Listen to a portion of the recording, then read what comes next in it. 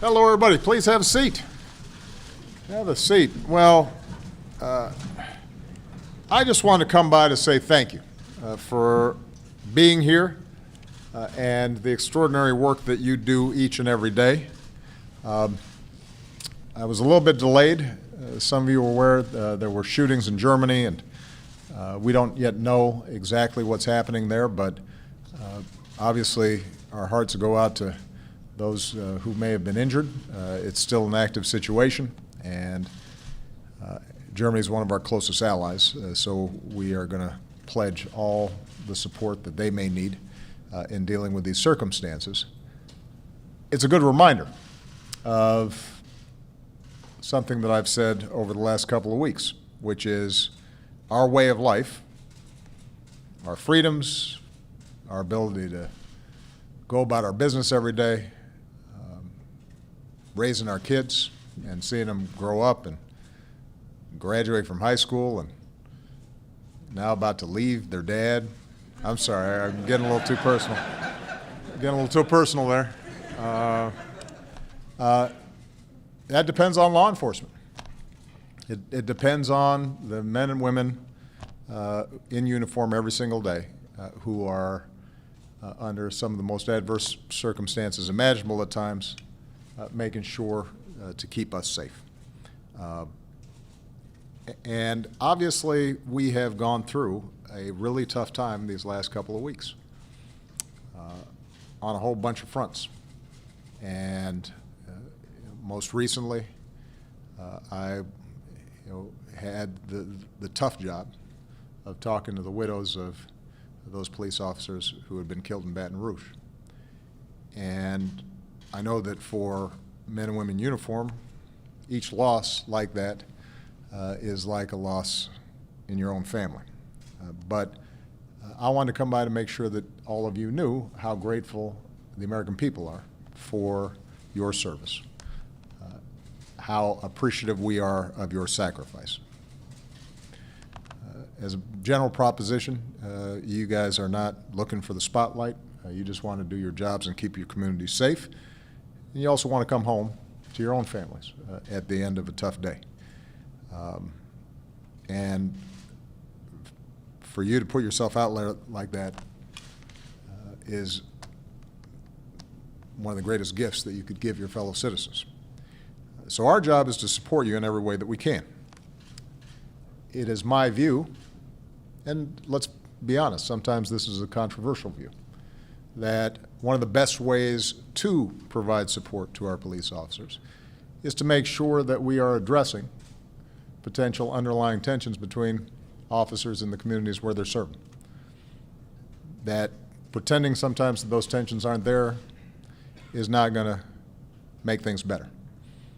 But when we're able to bring people together and strengthen those bonds, then that's going to make the lives of police officers on a day-to-day basis just a little bit easier. And it's going to make our streets safer, and it's going to create the kind of atmosphere whereby we continue to bring crime rates down to near historic levels. And I made this point at a press conference yesterday because we're in political season and there's a lot of discussion. The fact of the matter is that as disturbing as some of the upticks in crime that we've seen in some of our cities around the country, including my hometown of Chicago, violent crime is substantially lower today than it was 10 years ago, 20 years ago, or 30 years ago. Over the last 4 or 5 years, we've seen violent crime rates that we haven't seen since the 1960s. And that's not an accident. That's in part because police departments around the country have gotten really smart about preventing crime and are working with communities in all kinds of smart ways. And we can build on that progress. But it's going to require us to do exactly what you are doing today, and that is trying to figure out how we can work together to ensure that our police departments and our communities are aligned in what we all want, which is families that are safe, people abiding by the law, making sure that our kids are growing up in an environment where they can go to school and get an education and get a job and raise families of their own without fearing that somehow they're going to be struck down by a bullet or harassed and peddled drugs to by somebody who is intent on breaking the law. So this is the fourth in a series of gatherings with law enforcement that we've organized just since June. It builds on the work that we did in our task force for 21st century policing. My hope is that it's been useful in giving you some tools and best practices to give you a sense of how departments on the cutting edge are using data to train officers and engage with the community. We also are hopefully hearing from you about what you've learned in your experience works and doesn't work, and where the federal government can partner with your departments and state and local law enforcement officers across the country to do even better. Because the fact is, there's exceptional policing being done every single day. We've seen departments organize community forums and panels and cookouts to bring officers together with civil rights leaders and activists and young people. Many of you, I'm sure, saw the viral videos of police playing pickup basketball with kids or dancing the nene, which wasn't, you know, that was a brave officer who did that. There are a lot more examples, though, that don't find their way onto Twitter feeds. So I want not only to encourage all of you to implement the task force recommendations in ways that are tailored to your community and your needs, but I also want you to share with us things that you think work that can make a difference, because our job really is as a convener. The federal government is not responsible for day-to-day policing of our communities. But we do have the ability to project best practices and let people share what they've seen that works. And we do have some pretty good ideas about how to facilitate more discussions in your own communities. We are working closely with a lot of departments about how to collect data and do that better, and what we've learned with respect to training that can make police work safer and more effective. And part of the reason I wanted to stop by here is invariably what happens is the media's attention shifts.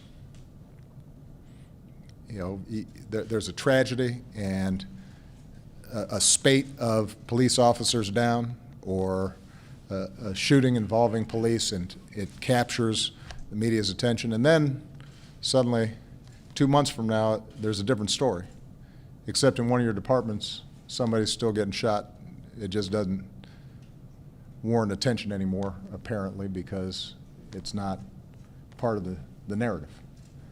And what I promised both those who were angry about Minnesota and Baton Rouge, but I also promised the widows and families and children of folks in Dallas and Baton Rouge was that this is something we need to care about all the time.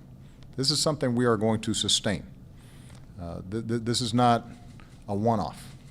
We're going to just keep on at this, and progress is not always going to be as quick as we'd like. And there are going to be misunderstandings sometimes, and there are going to be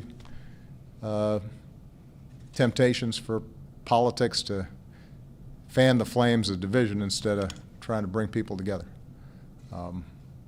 But look, I'm only going to be president for 6 more months, but I'm a citizen who's going to depend on law enforcement for the rest of my life, and I've got 2 daughters, and hopefully way in the future some grandchildren who are going to depend on law enforcement.